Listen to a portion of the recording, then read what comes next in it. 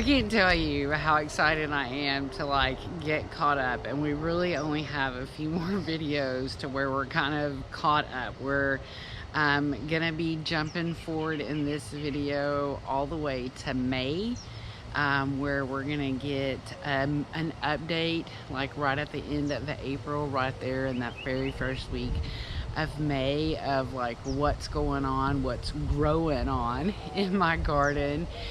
And I'm really excited just because, you know, I took a year off, so I'm super pleased with myself, and I'm just like all in on hoping that I can keep up the behaviors that I've had that have gotten me this far. So I've got some new things to show you, some new planting areas and some things that you haven't seen in the other videos. So that will be in this one, and then like I said, soon we'll be caught up and you'll get to see how my garden looks in the here and now and all the things that I've still got going on. So let's go check it out. I believe the last time we checked in, the jasmine had not bloomed yet. I am loving this. I think this is the second or third year I've had this beautiful thing, and I had got one of these things, I don't know, somebody used them in their garden, like in a raised bed for the vegetables, but it was no good for me. But I put it in and I got some attached to it, and then some just started naturally climbing on it. This thing smells amazing, and honestly, I barely watered it in the fall and winter, but I was real faithful about watering it in the spring, and it bushed back out and made all these beautiful flowers. This is what I kind of call my bed 3, and it's got some romaine in it and some, what do you call that, chamomile that came back from seeds once I started watering this bed again. So they're making flowers at a really small height, I think, because they're not getting a lot of sun, but I'm just gonna keep watering them and see what happens. This is a weed, so I have to kind of stay faithful about that, but all those weeds are really close to the chamomile, so I have to be careful because sometimes it pulls out the chamomile. Pretty sure the last time we saw this bed was when I was pulling the radish from it, and so I've got a couple carrots that survived. I don't know, really, that's a couple compared to all the ones that I planted. Got a lot of my beans come up. I've got to get control over this tomato so it's not on top of my beans. Got some control over that tomato because I've got it going into the side of that cattle panel, and everywhere along here that you see these little trash bags, waste baskets, those are cantaloupe.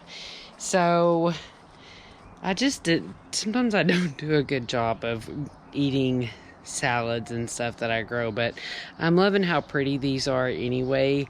There's some basil tucked in the middle. It's taken a minute for it to kind of come back because it was one of those situations where there was like 12 in a pot, and see, there's another one right there, and I just separated them, pulled them all apart, and found new homes for them. So I got cantaloupe along the back here, and then in the front on those waste baskets, and some, otherwise those are watermelon, so the watermelon can go out there. We took down all the sugar cane, and then we dug new spots, planted it.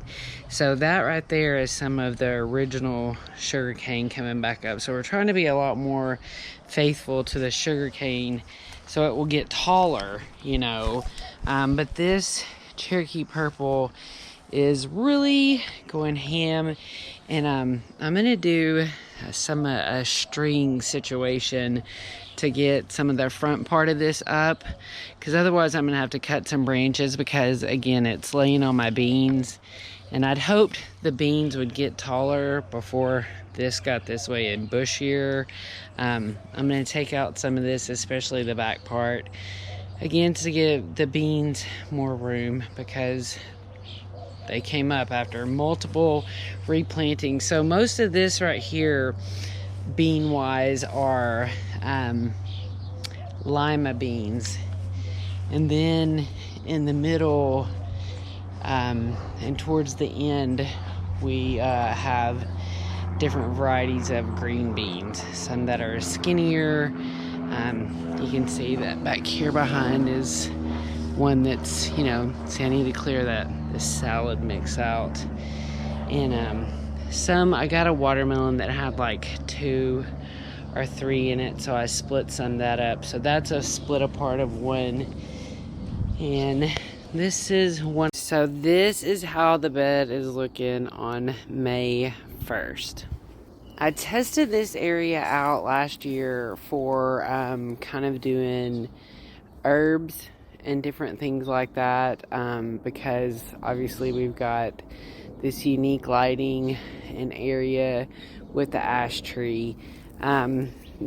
This is something else I didn't water last year at all, and it's a Mexican oregano, and it actually just took care of itself. This is a plant that really doesn't like a lot of water. Oregano also is one of those things that grows in a real rocky, sandy kind of area. So this has got a cactus blend in it with just a little bit of compost. So this grew up really big at the end of the summer, flowered through the winter, and then I cut it back, and so now it's coming back.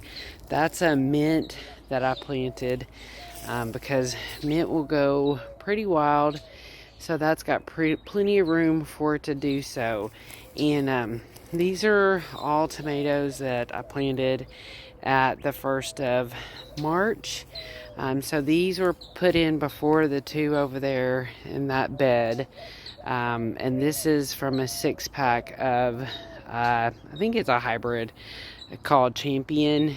And I've grown Champions before. They're kind of a medium slicer. And these are doing really good.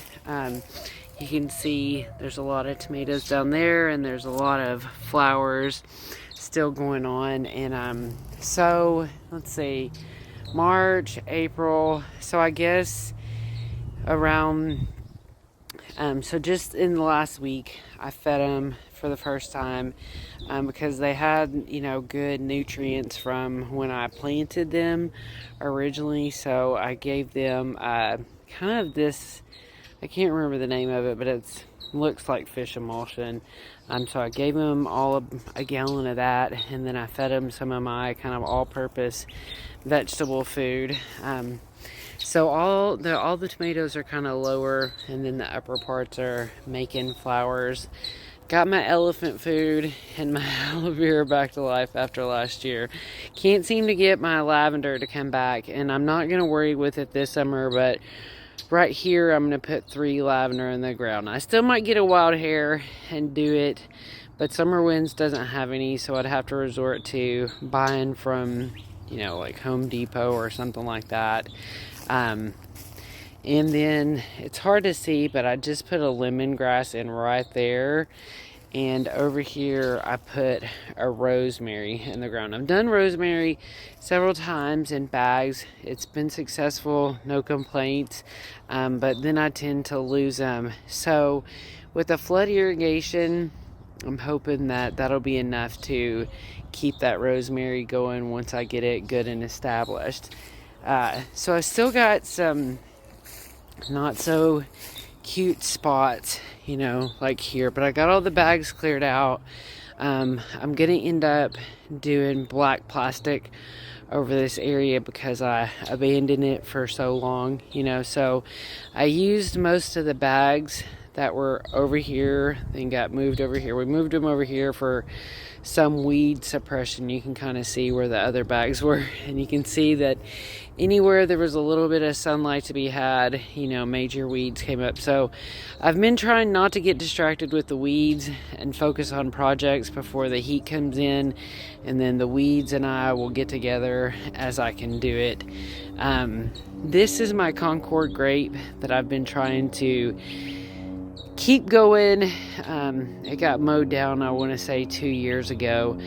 So I want so badly to close the gap between the plant and the fence this year. So I did a bunch of, I think it was manure and maybe compost underneath this cardboard. And the cardboard's mostly there to just kind of keep all of that there, so I can keep getting the nutrients from it as I water it.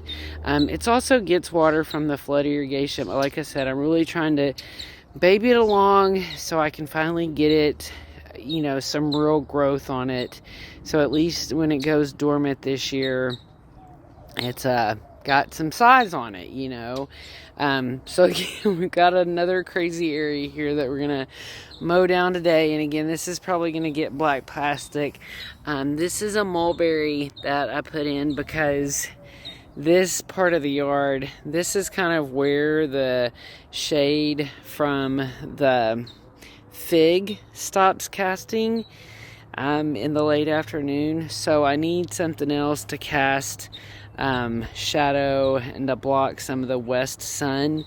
So that's what the hope is for this tree.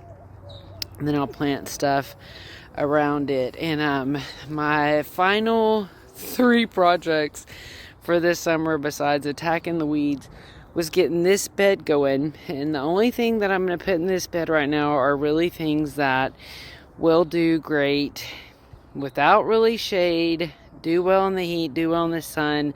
So that's going to be cantaloupe and black-eyed peas, mostly. And if I can think of some other things, I'll do that. I picked up a lot of, and I really went overboard, I'll tell you that story later. But I picked up a bunch of, not bulbs, I don't know if they call them corms or what they are, of asparagus. So I reset this asparagus bed and I put those in there. They're 1-year-old corms. So when they come up, they're going to be a lot bigger around, a lot more mature, and they're going to kind of revive this bed. And I really overdid it because I bought way too many corms, because I thought there were only 1 or 2 in a bag.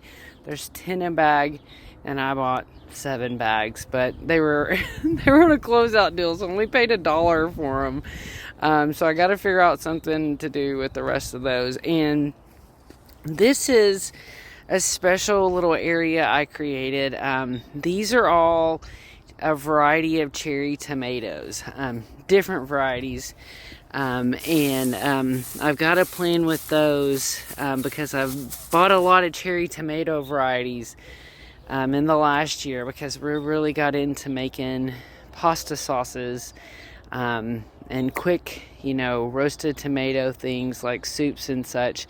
So I am creating my own variety of a blend. So there's like one that'll come off red, one that'll come off orange, 2 that are red, 1 that'll come off yellow. So and cherry tomatoes taught me 2 summers ago that they will go crazy climbing.